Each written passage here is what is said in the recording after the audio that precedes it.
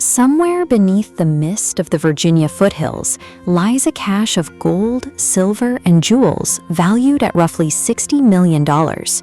Finding those coordinates requires solving a series of numerical ciphers dating back to 1820. Over the last 2 centuries, these strings of numbers have defeated the sharpest cryptographers in history, from military intelligence units to modern supercomputers. The promise of staggering wealth, paired with an impenetrable encryption, has created America's greatest unsolved historical mystery, one that requires a forensic investigation to truly unravel. The legend originates in 1820.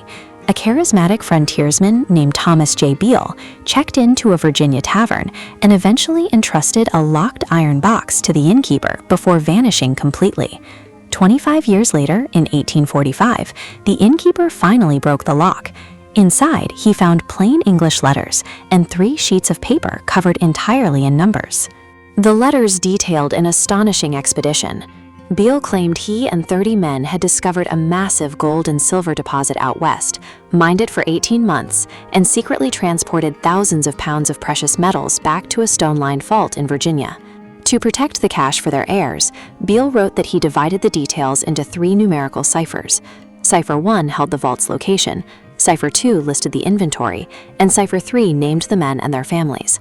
The innkeeper failed to decode them, but an anonymous friend eventually cracked Cipher 2. He realized it was a book cipher, matching the numbers to the sequence of words in the United States Declaration of Independence.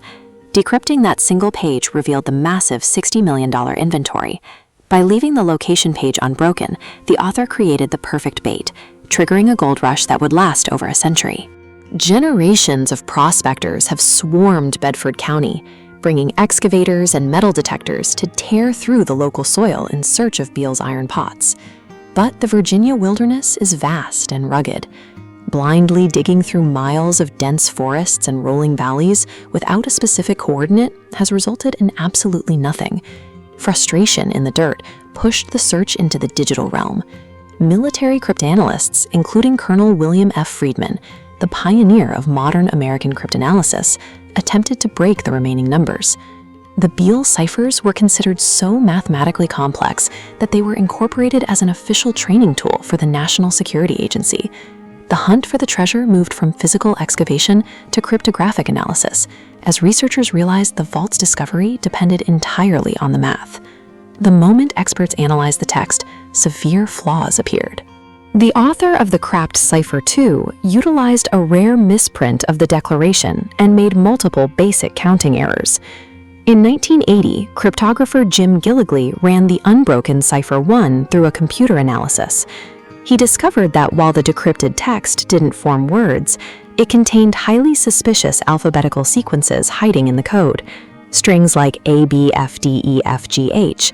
The probability of those letters aligning by pure chance in a legitimate encryption is less than 1 in 100 million.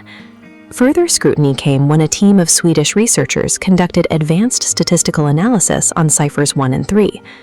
This chart shows how numbers are distributed in base 10 mathematics.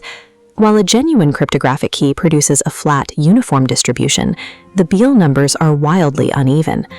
These patterns suggest a high probability that the remaining codes are not functional encryptions. Instead, the data points to a human author manually generating strings of numbers to mimic the appearance of a cipher. If the unbroken codes are fake and the physical treasure never existed, someone had to orchestrate the hoax. Linguists analyzing Beale's original letters found a glaring historical error. The author used the word stampeding, a term derived from Spanish that didn't enter the American English vocabulary until the 1830s, long after the letters were supposedly written in 1822. Using stylometric analysis to track sentence structure and writing patterns, researchers found a perfect match for the Beale letters. They were written by James B. Ward, the very man who published the 1885 pamphlet introducing the mystery to the world.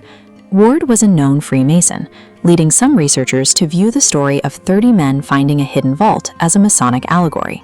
Others see a simpler motive, an ingenious 19th century grift designed to sell a $13 pamphlet. Despite overwhelming linguistic and statistical proof of a fabrication, people are still searching the Virginia hills today. The persistence of the hunt relies heavily on human psychology.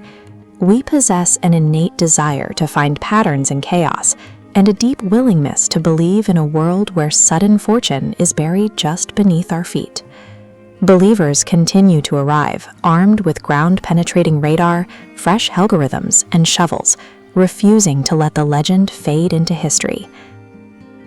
James B. Ward did not create a map to $60 million in gold.